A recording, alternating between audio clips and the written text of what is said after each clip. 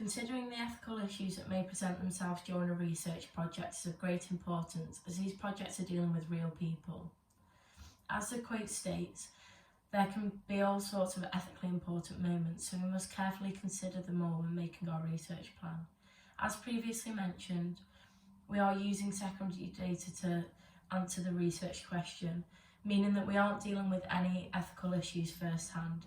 However, to ensure that the data we are using follows ethical guidelines, we can refer to the Office for National Statistics, which outlines how it tackles any potential ethical issues when creating the crime survey for England and Wales.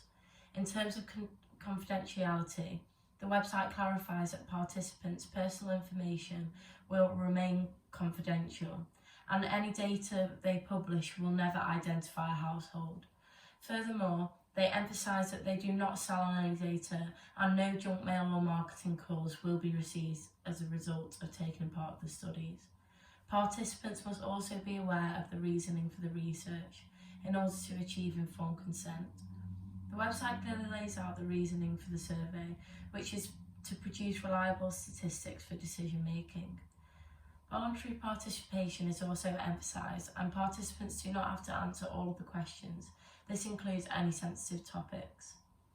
Whilst the Office for National Statistics emphasises treating participants with respect, we can only go off what they claim, as we are not conducting the research ourselves. This does present an issue. However, it would be unrealistic for us to carry out a primary research project of this size. This leads us nicely to the time frame in which we will be following for a research project. A dissertation is usually conducted within 8 months, which allows no time for a longitudinal study. With this said, completing a dissertation still needs to be organised and involves lots of planning in order for every stage to be completed thoroughly and well.